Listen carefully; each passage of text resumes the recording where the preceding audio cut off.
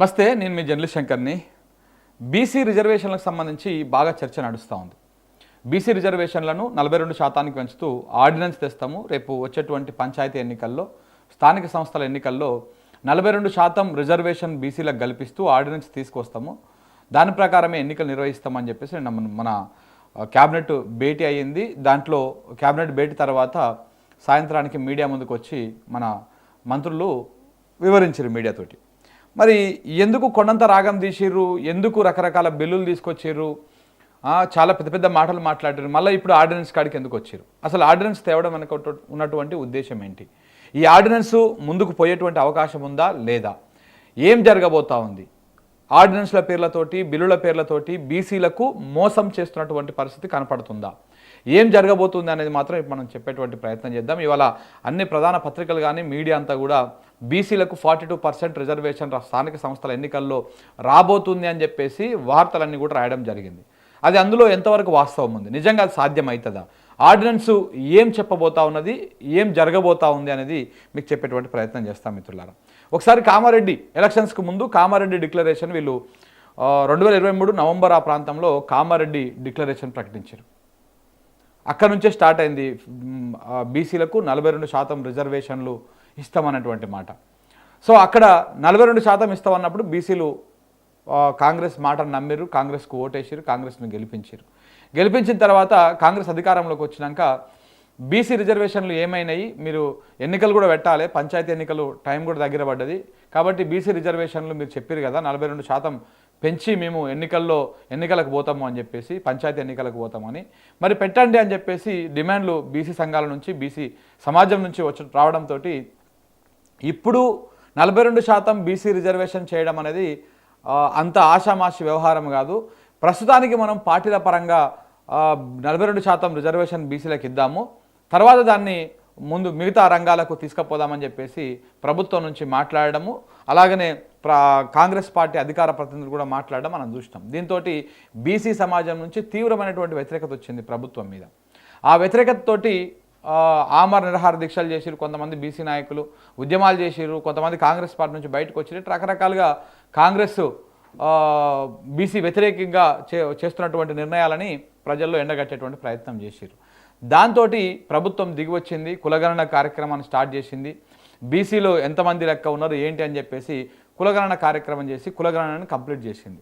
అయితే ఈ కులగణన మీద కూడా చాలా రకాల అనుమానాలు ఉన్నాయి. ఎందుకంటే కులగణన మొత్తం తెలంగాణ రాష్ట్రంలో మొత్తము 4 కోట్ల మంది ప్రజలు ఉన్నారు. కానీ కులగణన లెక్కల ప్రకారం కేవలము 3,40,00,000 మంది మాత్రమే ఉన్నారు. ఇంకా మిగతా 60 నుంచి 70 లక్షల మందిని అసలు కౌంటే చేయలేదు. ఆ కులగణన రాష్ట్ర ప్రభుత్వం చేసినటువంటి కులగణన దానికి ఒక అర్థం పర్థం లేకుండా ఆ కులగణని స్వయంగా కాంగ్రెస్ వాళ్ళే వ్యతిరేకించారు. కాంగ్రెస్లో ఉన్నటువంటి బీసీ నాయకులు కూడా వ్యతిరేకించారు, లోపల కొంతమంది బయట వ్యతిరేకించారు. ఇదంతా జరిగింది. ఇది జరుగుతున్న నేపథ్యంలోనే బీసీలకు 42% రిజర్వేషన్ కల్పిస్తూ అసెంబ్లీలో 2 బిల్లులను కూడా ప్రవేశపెట్టారు. 2 బిల్లులను ప్రవేశపెట్టారు. పొన్నం ప్రభాకర్ గారు ఆ బిల్లులను ప్రవేశపెట్టారు. ఆ బిల్లుల మీద సుదీర్ఘమైనటువంటి చర్చ జరిగింది. 2 ఉభయ సభల్లో, ఇటు అసెంబ్లీలో కానీ అటు మండలిలో కానీ రెండిట్లలో ఆ బిల్లులు పాస్ అయినాయి. పాస్ చేసుకొని ఆ సభ ఆమోదం పొంది అక్కడ నుంచి గవర్నర్ దగ్గరికి పంపించారు. గవర్నర్ కొన్ని రోజులు దాన్ని పెండింగ్లో పెట్టారు, కొన్ని రోజులు ఆపిర్రు. దాని తర్వాత మళ్ళీ మంత్రులు కానీ లేకపోతే ప్రభుత్వం నుంచి రిక్వెస్ట్లు అవన్నీ పోయిన తర్వాత దాన్ని న్యాయ సమీక్ష చేసి గవర్నర్ గారు రాష్ట్రపతికి పంపడం జరిగింది. రాష్ట్రపతి దగ్గర ఈ ప్రస్తుతానికి అది బిల్లు పెండింగ్ ఉన్నది. ఇప్పుడు ఏం జరగాలి, వాస్తవానికి రాష్ట్రపతి దగ్గర ఉన్నటువంటి బిల్లుని కేంద్ర ప్రభుత్వం మీద ఒత్తిడి చేసి ఫైట్ చేసి ఆ బిల్లుని పార్లమెంట్లో పెట్టి బిల్లు పాస్ చేయించుకొని 2/3 మెజారిటీ తోటి పాస్ చేయించుకొని దాన్ని చట్టంగా మార్చి దాన్ని షెడ్యూల్ 9లో పెట్టేసి రాజ్యాంగ రక్షణ కల్పించాల్సినటువంటి అవసరం ఉంటుంది. ఇది రాష్ట్ర ప్రభుత్వం చేయాల్సింది. బీసీల మీద నిజంగా ప్రేమ ఉంటే వాళ్ళు చేయాల్సినటువంటి ప్రాసెస్ ఇలా ఉంటుంది. కానీ రాష్ట్రపతికి పంపించేసిరు బిల్లు, అక్కడ అది పెండింగ్లో ఉన్నది. అది ఏమవుతుందో, అది కేంద్రానికి పంపిస్తుందా, పార్లమెంట్కి పంపిస్తారా లేదా అనేది అక్కడ పెండింగ్లో ఉన్నది. ఆ విషయం మీద ఫైట్ చేయకుండా రేవంత్ రెడ్డి గారు కూడా మాట్లాడారు అప్పట్లో. మేము కేంద్రంతో పోరాటం చేస్తాం, ఢిల్లీలో ధర్నా చేస్తాం, మోడీ దగ్గరికి పోయి ధర్నా చేస్తాం, రాష్ట్రం నుంచి బీసీ సంఘాలను తీసుకుపోతాం, అలాగే అన్ని పార్టీల నాయకులను తీసుకుపోతాం, ఢిల్లీలో ఆందోళన చేద్దాము, ధర్నా చేద్దాం పార్లమెంట్ దగ్గర, మోడీ మెడలు వంచి మనం 42% రిజర్వేషన్లు సాధించుకుందామని చెప్పేసి ఆయన మాట్లాడడం జరిగింది, ఎవరు ముఖ్యమంత్రి గారు. కానీ ఆ రకమైనటువంటి కార్యాచరణ ఎక్కడ కూడా ముందుకు పోలేదు. ఈ 2 సంవత్సరాల కాలంలో ఎప్పుడు కూడా ఆ రకమైనటువంటి కార్యాచరణకు వాళ్ళు ఇనిషియేట్ తీసుకోలే ప్రభుత్వం. ఇటు ప్రతిపక్షాలు కూడా ఆ విషయం మీద చాలాసార్లు మాట్లాడినా కానీ ప్రభుత్వం స్పందించలేదు. ఇప్పుడు ఏం చేసారు, ఇప్పుడు ఎట్లా అది అయితే లేదు.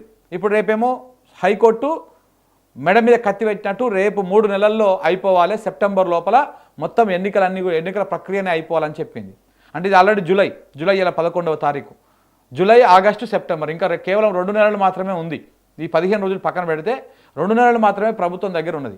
ఈ 2 నెలల గవర్నమెంటు పంచాయతీ ఎన్నికలను పూర్తి చేయాలి, స్థానిక సంస్థ ఎన్నికలను పూర్తి చేయాలి. లేకపోతే మళ్ళీ హైకోర్టు సీరియస్ అయ్యేటువంటి అవకాశం ఉంది, లేకపోతే అది ఇంకా పెద్దగా రప్చర్ అయ్యేటువంటి అవకాశం ఉంది. ఈ నేపథ్యంలో ఏం చేయాలని అర్థం కాక ఇప్పుడు కొత్తగా మరొక నాటకానికి అంటామా, మరొక మోసం అంటామా, బీసీలను మోసం చేసే కార్యక్రమం అంటామా, మళ్ళీ కొత్త నాటకానికి తెరదైపోయింది.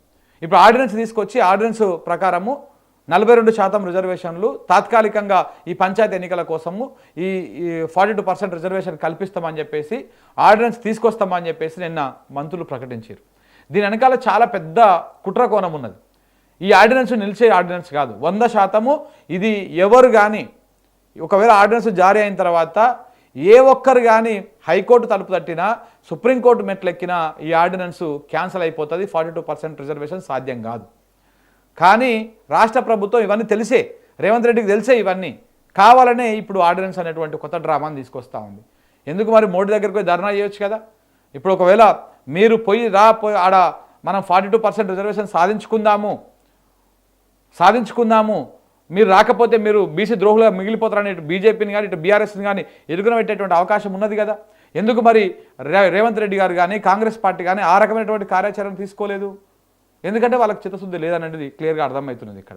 సో కాబట్టి ఇప్పుడు ఆర్డినెన్స్ తీసుకొస్తే హైకోర్టులో కానీ సుప్రీంకోర్టులో కానీ అది ఆర్డినెన్స్ రద్దు అయిపోతుంది. ఎందుకు రద్దు అయిపోతుంది అంటే సుప్రీంకోర్టు గతంలో చాలాసార్లు పలు తీర్పులు కూడా ఇచ్చింది.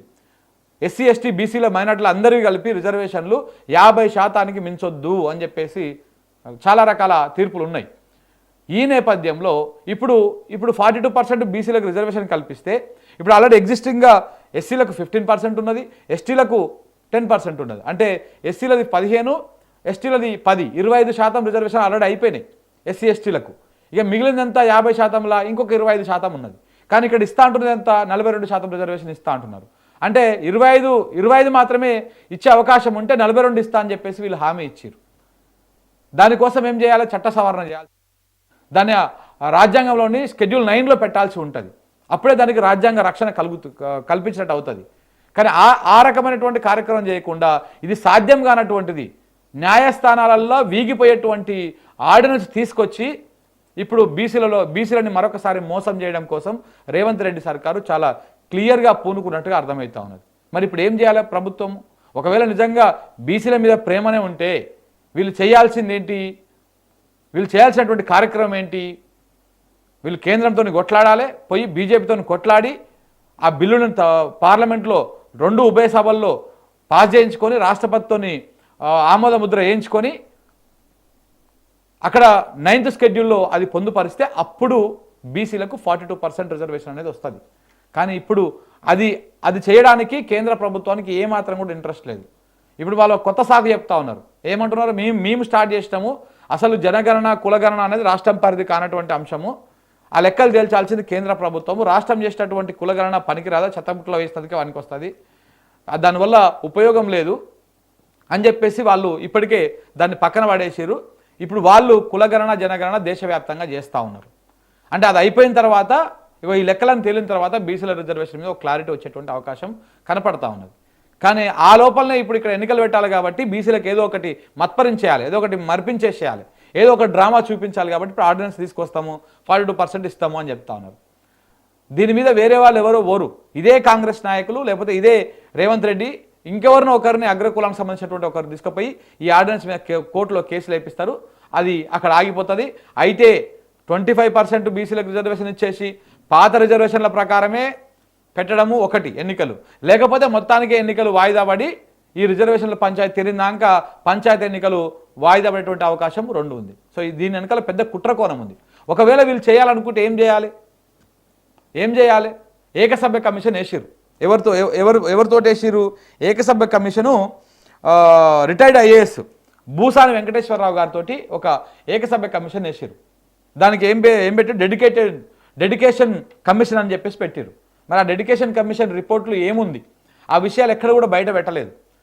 దేనికోసం అంటే సుప్రీంకోర్టు 50% రిజర్వేషన్లను మించొద్దు అని చెప్పినటువంటి సుప్రీంకోర్టే ఇంకొక ఆప్షన్ కూడా ఇచ్చింది.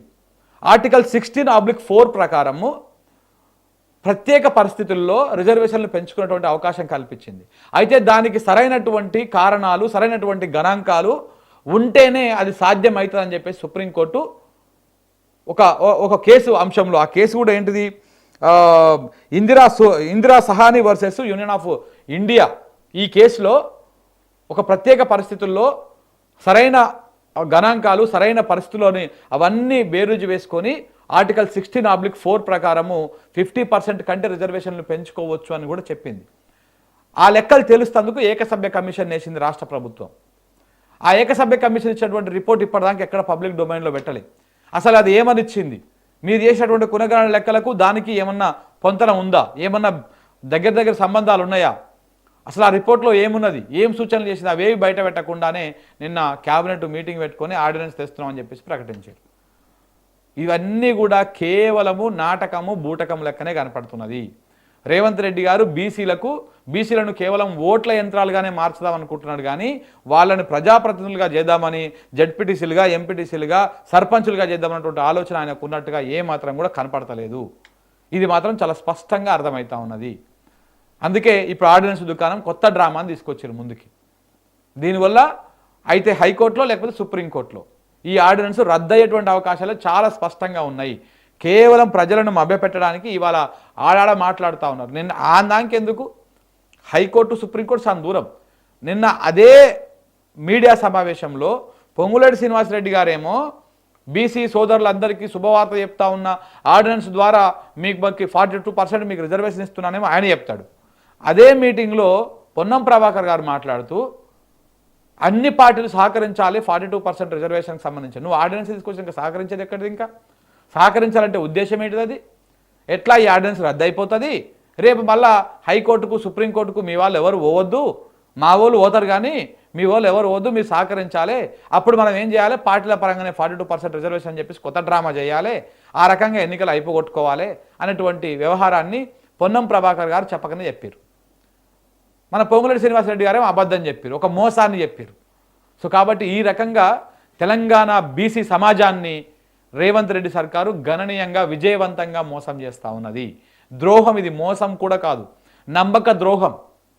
నమ్మించి ఓట్లు వేయించుకొని ఇవాళ అధికారంలోకి వచ్చినాక బిల్లని కొన్ని రోజులు, కులగణనాన్ని కొన్ని రోజులు, ఏకసభ్య కమిషన్ అని కొన్ని రోజులు, డెడికేటెడ్ కమిషన్ అని కొన్ని రోజులు, అక్కడ కేంద్రంతో కొట్లాడతామని కొన్ని రోజులు, ఇన్ని రోజులు డ్రామా ఆడి ఇప్పుడు చివరికి ఆర్డినెన్స్ అంటున్నారు. ఆ ఆర్డినెన్స్ కూడా రేపన్నాడు న్యాయస్థానంలో నిలిచేటువంటి అవకాశాలు లేనే లేవు, ఏ కోశాన కూడా లేవు.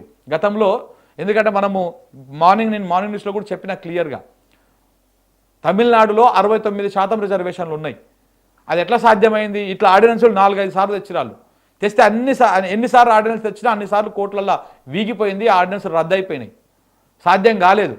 వాళ్ళు చివరికి అప్పుడు సంకీర్ణ ప్రభుత్వం మీద ఒత్తిడి తెచ్చి పివి నరసింహారావు తోటి వాళ్ళు బీసీలకు 50% రిజర్వేషన్ కల్పించుకొని మిగతా 19% ఆల్రెడీ ఉన్నటువంటి ఎస్సీ ఎస్టీలకు కలుపుకొని మొత్తం 69% రిజర్వేషన్లని ఈ మొత్తం బంచుని తీసుకుపోయి షెడ్యూల్ 9లో పెట్టుకొని రాజ్యాంగ రక్షణ కల్పించుకున్నారు వాళ్ళు.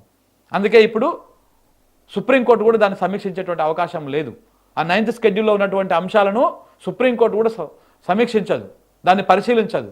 సో కాబట్టి ఆ రకంగా రాజ్యాంగ రక్షణ కల్పించాలంటే ఆనాడు జయలలిత గారు చేసినటువంటి పని ఈరోజు రేవంత్ రెడ్డి గారు చేయాలి. అలా చేయకుండా ఈ డ్రామా ఒకటి మొదలుపెట్టారు, ఇలా ఆర్డినెన్స్ అని తీసుకొచ్చారు. ఈ ఆర్డినెన్స్ వల్ల బీసీ సమాజం పేపర్లలో వార్తలు చూసి సంబరపడమే తప్ప, టీవీలలో వార్తలు చూసి సంబరపడమే తప్ప ఎట్టి పరిస్థితుల్లో మనకు 42% రిజర్వేషన్ వచ్చేటువంటి అవకాశాలు లేనే లేవు. ఇది అసలు పెద్ద కుట్ర. Thank you very much.